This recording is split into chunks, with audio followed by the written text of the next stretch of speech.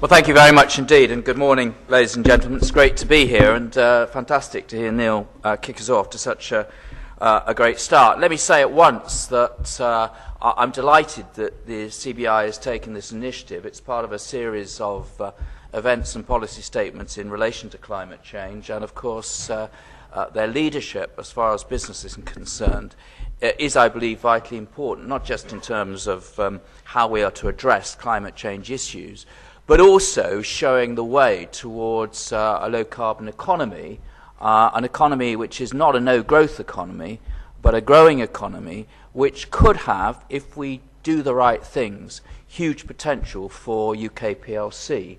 So it's great to be here, and I hope that the CBI will continue the good work in this area.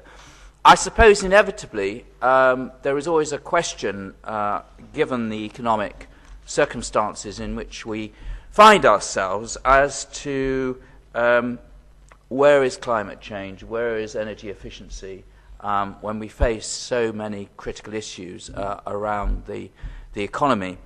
And I think the overwhelming message that I want to put across to you is that, in fact,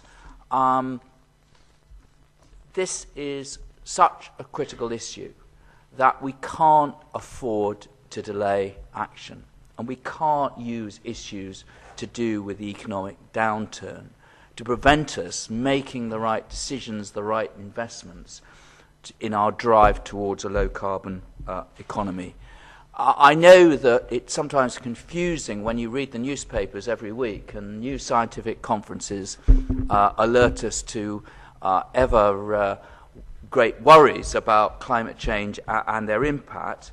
I would just point to you the Intergovernment Panel on Climate Change, their 2007 report, which in many ways remains the most authoritative statement by scientists about where we are going and the issues we face.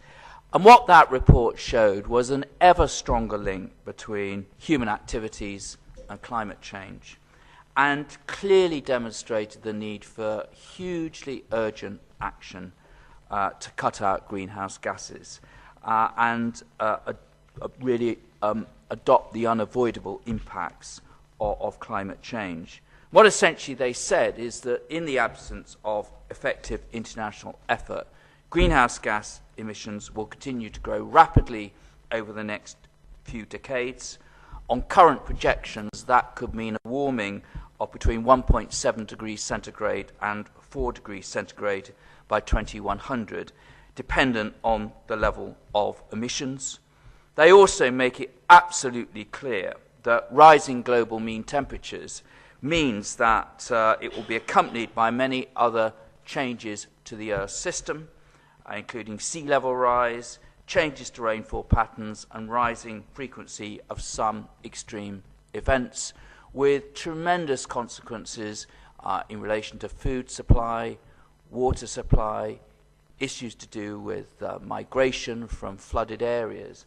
And really, it's almost difficult, I think, to contemplate the impact that it will have on our future generations unless we start to take action now and take action decisively. What is also interesting is that the panel also made it clear that delaying action to reduce emissions will increase costs long term, both in terms of the infrastructure, the high carbon, locking in carbon high infrastructure, and thus making it more difficult and expensive to reduce emissions in the future, as well as creating higher risks of severe climate change impacts. And the Stern report and the report in the UK of the Committee on Climate Change both made clear that the costs of unchecked climate change are far higher than the cost of containing it. And Stern estimated that the economic and environmental costs of up to 20% of GDP or more, comparable to the economic effects of a Great Depression combined with a world war. It is that kind of scale and impact it would have on the economy. So the cost of combating climate change, through those significant, and they are significant, and one shouldn't underestimate the significance, they are much lower. And achieving an 80% cut in greenhouse gases by 2050, which is the target that we've set ourselves, will reckon to cost about 1 and 2% per year of UK's GDP in 2050. And frankly, that is a small price to pay compared to the consequences of the much higher cost of inaction. And so fighting climate change is both the right thing to do and the right economic choice. So I'm clear that the economic downturn does not undermine the case for action on climate change, it reinforces it. And as I said in my introductory remarks, because of that, what we then have to do is to build a low-carbon economy which we see as a route to jobs and growth. And just to comment, just follow up on Neil's comments, it is interesting that, and you might not think of it sometimes when you read the media, but in fact the low-carbon and environmental goods and services sector of the economy is growing rapidly despite the downturn. And we reckon 880,000 people are already directly employed or indirectly employed in the UK in that sector, with a projected growth of 45% over the next 8 years. And of course, where energy efficiency comes in is that lies at the heart of delivering a low-carbon economy. And as Neil said, it's not only the right thing to do, it not only leads us towards a low-carbon economy, but for business, it just has huge positive impacts. And that's why it's so important.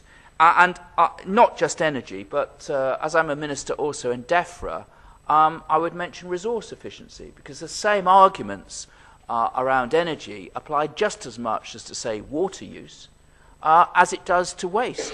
So here we have the ideal scenario of the absolute need to move towards a low-carbon economy, where resource efficiency is very much part of the answer to how we're going to get there, which in itself can bring tremendous improvements in efficiency to business and indeed the public sector as well. So when you put it like that, it starts to become a win-win situation.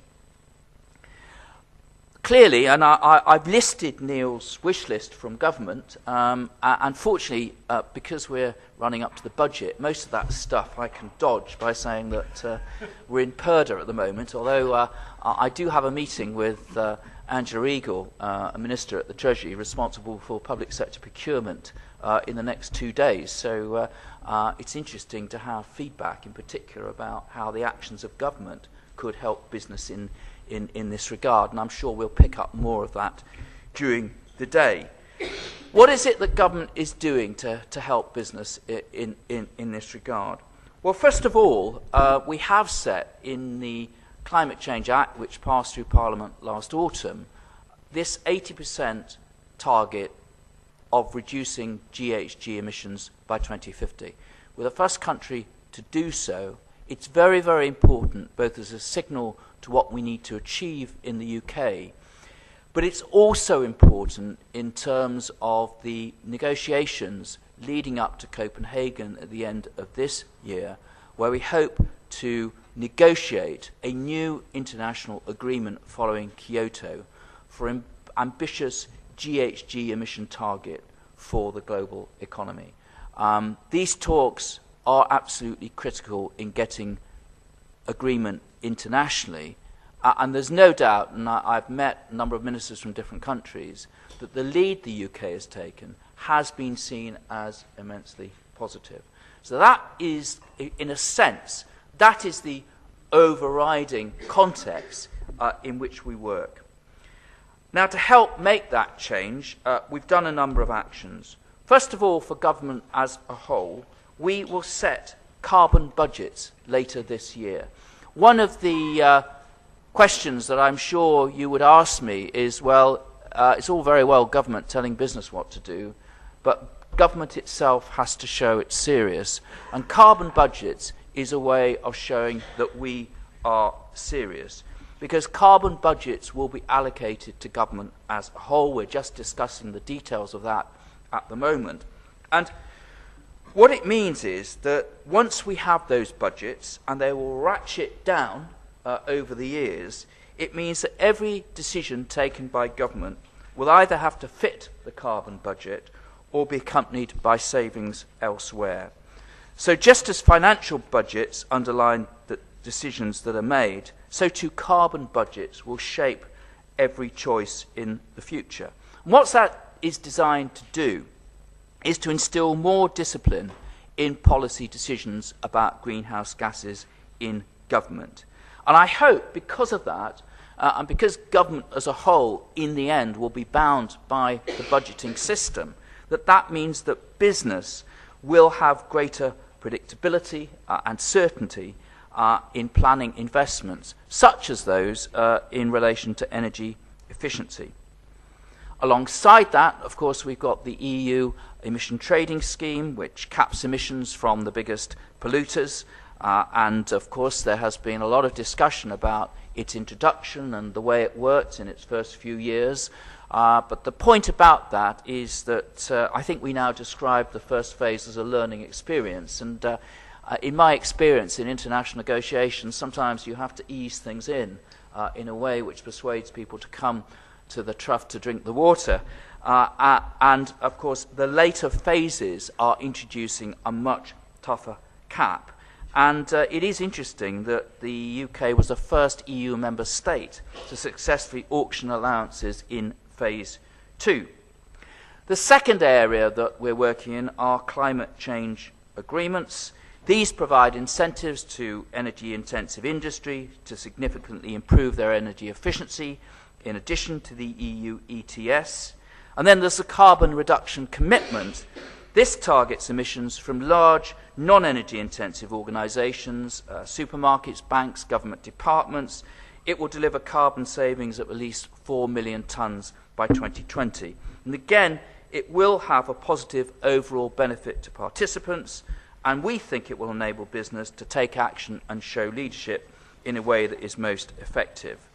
We've also launched something called PAS 2050. This is a DEFRA initiative. That's with the BSI and the Carbon Trust. Maybe Tom, I don't know if Tom's going to refer to that a little bit later. He is. But it's a very good and consistent method of assessing the life cycle greenhouse gas emissions for any good or service. And I'll leave it there. But it's been proven to be already very successful, and we've got a lot of enthusiastic takers in industry. DEFRA also has been working on roadmaps in different sectors. We started with the milk sector, and only a few weeks ago we launched the clothing roadmap. And that's very interesting because it's taking sustainability as a whole, looking first of all at the production of raw material, probably in developing countries, looking at the way they're produced, introducing concepts of fair trade, looking at the way labour is used within factories in developing world, the issue of child labour, looking at transportation, looking at retail, looking at recycling, and encouraging sustainability throughout the chain. And we've got 200 organisations with a lot of well-known retail companies involved. So again, we can see that the business sector actually, when encouraged and given the information, invited to sit round the table, can again have a hugely positive role. Neil talked about small businesses. In particular, I agree with him. There are many simple measures small businesses in particular can take to use resources more efficiently, whether it's energy, water, waste. We issued an initiative called Top 10 Tips very recently as part of the Real Help for Businesses Now campaign. And as Neil says, I mean, he's quoted examples from big business about savings they made. But again, for a small business, they can be significant. It's the obvious things which we often don't do at home, like switching off our computers and monitors, A single computer and monitor left for 24 hours a day will cost over 50 quid a year. A typical small office with 10 computers could save over 300 quid a year. Or heating costs. They can go up by 8% each time you increase the temperature by just 1 degree. Using refillable cartridge cost, about half the price of new ones. When I launched this, I thought, this is so obvious, I'm almost embarrassed to do it. But then I reckon, thinking about my own personal behaviour, that I needed it for home as well. And then I was thinking about government departments, and if there was incalculated in everybody that simply doing simple things like switching machines off actually saves money, as a whole, the economy would gain enormously. So I do think that these simple messages, although they may appear simple, in today's climate could collectively be very important indeed. And it's amazing how many people just in the working environment just see these things as a free good. And people are not aware of the cost of their energy. They don't realise that simple actions can save money. There's a lot that we need to do to reinforce the message, giving people the information so managers can instill in the people they work that efficiency in use of resources can actually have a very positive impact on the bottom line, and in today's climate, clearly on jobs and future prosperity. Now, I've realised that I've gone on probably over my time. Let me just make 2 other remarks. First of all, the role of government in procurement. This is why I'm going to see my colleague Angela Eagle. I sense that, we know government's a huge procurer. Government and the public sector as a whole is a huge procurer of goods and services, about £175 billion annually. And the question is, do we, in our procurement policies, influence sufficiently issues on energy efficiency or sustainability? The answer, I think, is we could do better, but we have begun to make some strides. I think the difficulty for the Office of Government Commerce, who oversee public sector procurement, is that every government department has a policy that they'd like to see pursued through procurement. It's an obvious way to go if you want to see one of your cherished policies implemented. And their dilemma is how to reduce that into something that you in business can understand and not feel that you have to tick so many boxes that it actually becomes very difficult to engage with the public sector. So there is a balance to be taken there.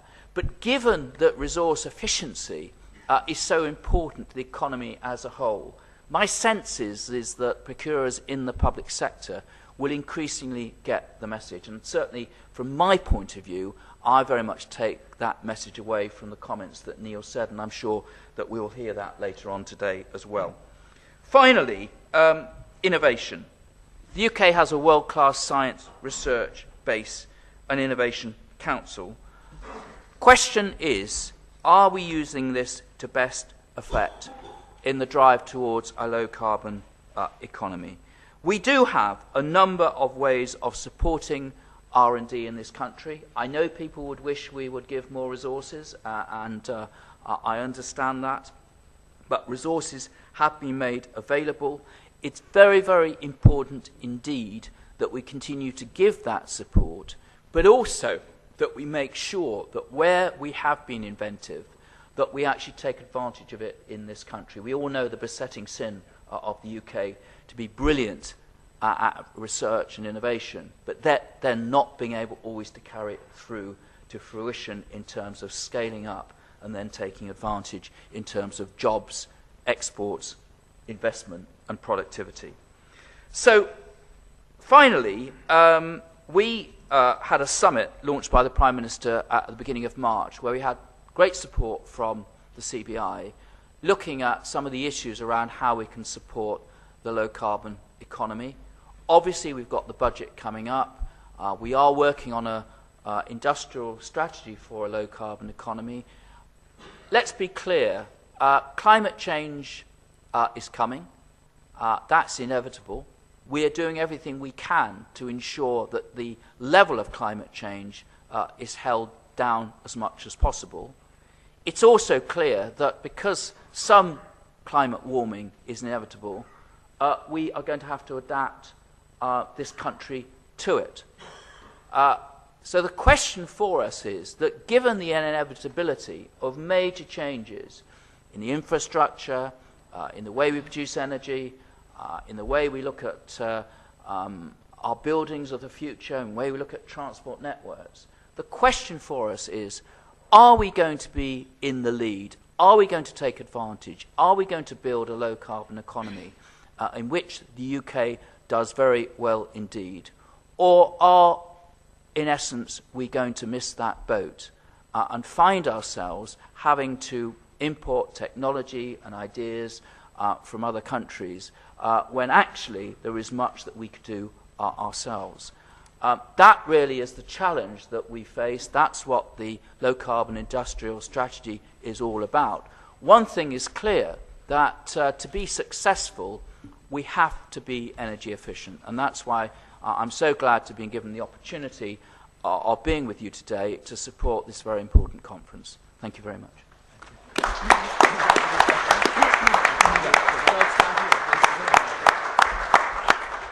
Lord Hunt, thank you very much indeed for your speech. I think you've demonstrated a couple of things for me anyway. First of all, that climate change, huge challenge as it is actually a huge subset of an even bigger challenge of sustainability. I think the other thing you've demonstrated is your huge personal passion for the subject. I'm very grateful to you coming. We know you were very busy and got a busy schedule, but I gather you've got a few minutes to take some questions. We're grateful for that. So if you've got a question, would you please raise your hand? We've got a travelling mic, and if you wouldn't mind just stating your name and your affiliation as well. I think Mr. Nussbaum has got a question for you. Probably know David, do you? Thank you. Hello? Hello, is that on? Yeah. Yep. David Nussbaum, WWF. Thank you very much. I just wanted to pick up your comments about the OGC, the Office of Government Commerce. Yeah. I was discussing this very point yesterday with your colleague Ian Pearson at Burr.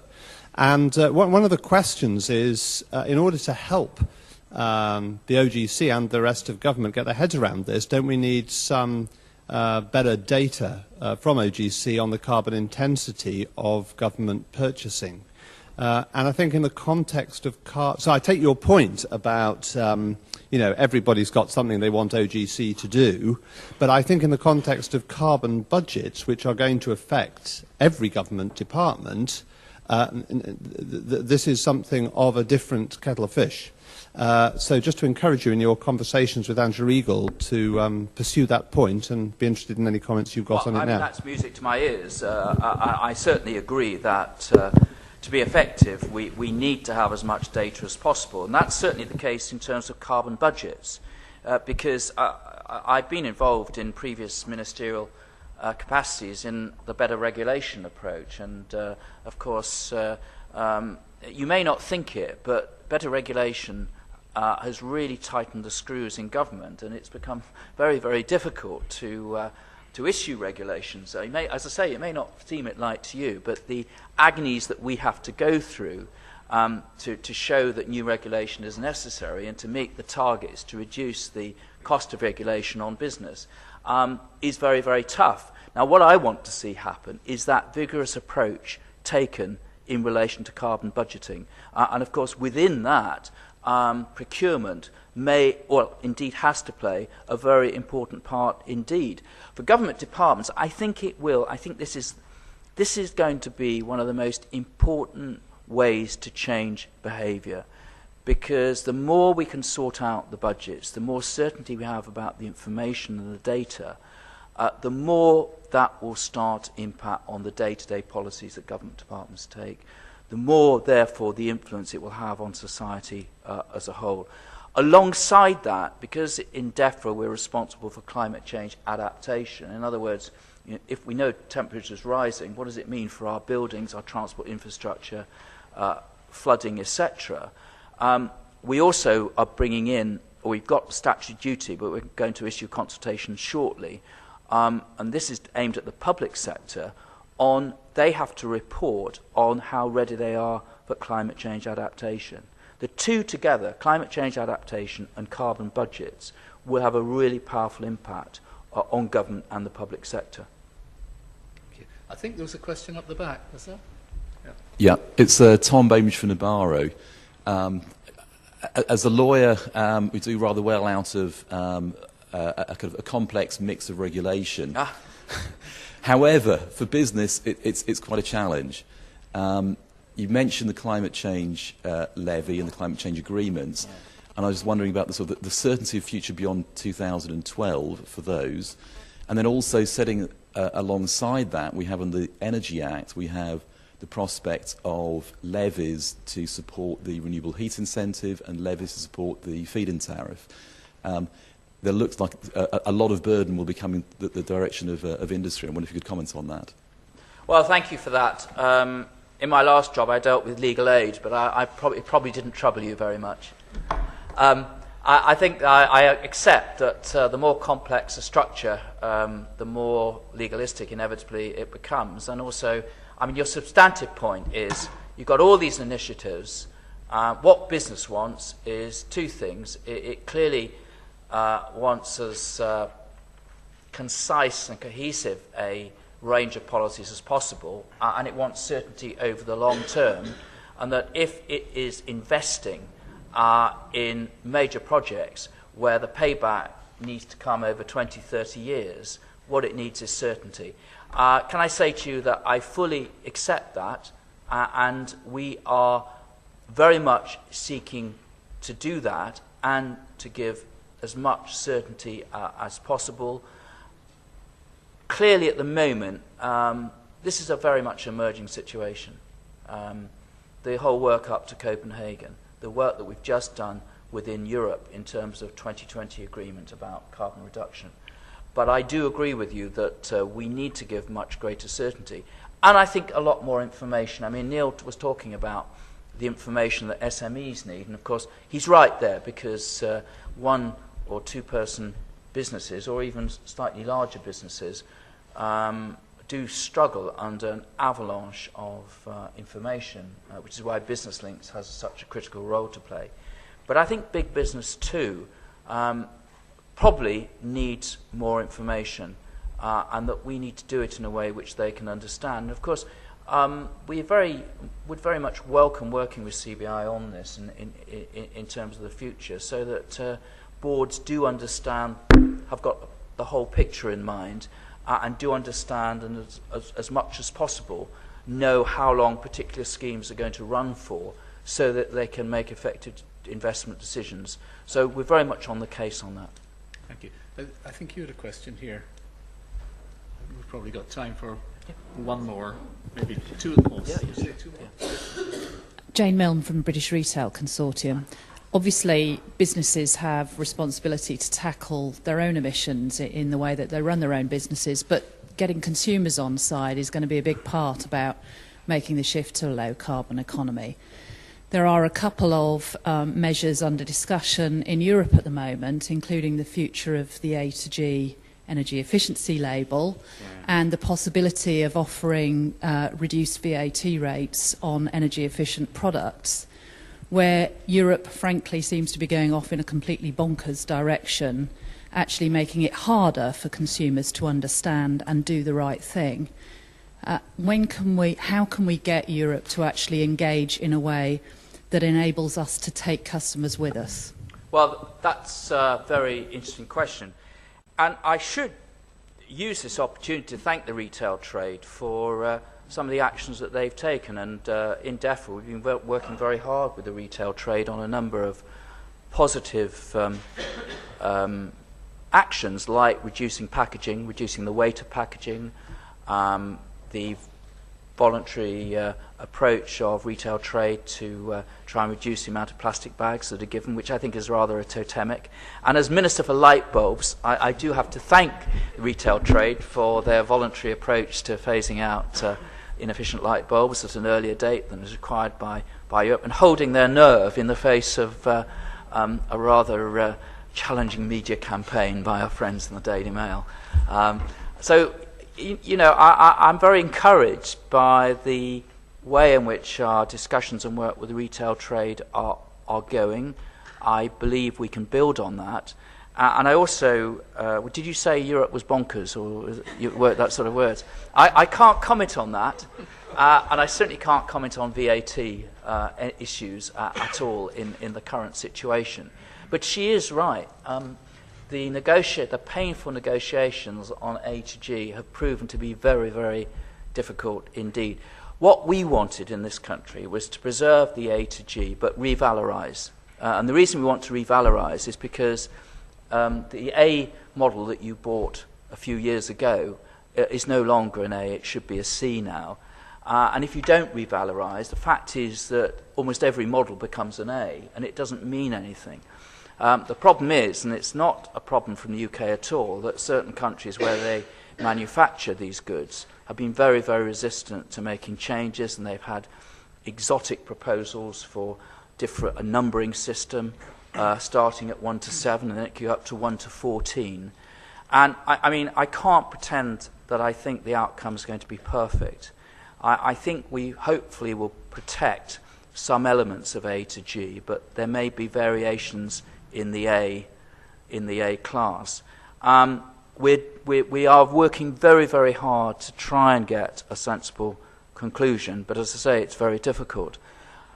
What can we do? Well, we continue to work very hard in Europe, but also any influence you can have on your European colleagues, of course, would be helpful, because clearly if the more other countries are prepared to come the way that we want to go, the more likely we are to get a successful outcome.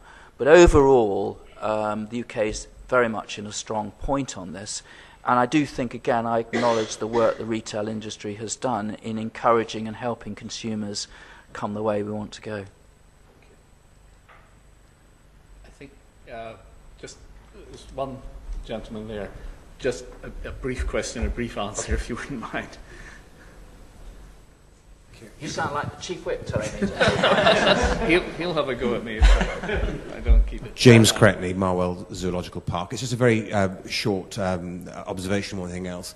And you talk about regulation and budgetary control.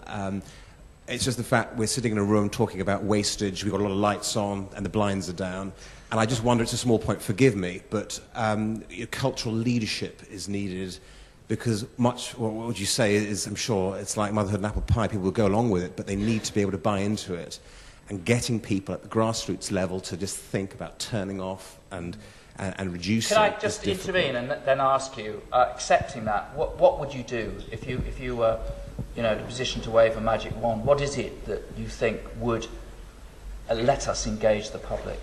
Do you have any magic? I don't. Well, the first thing, what I do is I get the blinds up, to be honest. But, blinds up. I think it's a small point. I don't mean to be flip, but it's a real point that somehow getting people to do this is difficult, and I don't know how we do it, but that's something I hope you're right. It's very interesting that when I arrived at DEFRA to find that there are no waste bins in my office and that you have to walk 50 yards to place it in the right receptacle. When I first got there, it was a bit of a culture shock to me. But now I realise, well, that's good, because it is showing in a very small way a department practising what it preaches. Of course, there's a long way to go, but I agree with you. And we need to reach a tipping point, don't we? We need to reach a point where, in fact, to waste electricity is deemed to be unacceptable. And that's what we need to get to. I do think business can play a major role here. That's why it's so important that we have the CBI taking this leadership role. Because the more you lead this movement towards energy efficiency, I reckon the more credibility that it will have with the public. And therefore, it then becomes much easier to kind of reinforce the messages we're giving out. So, collectively, if we really show that we're serious about this in terms of our personal action and the actions we take in our organisations, I reckon in a very short space of time we can begin to have a positive impact. Thank you. Lord Hunt, thank you very much indeed. Thank you for coming. Thanks.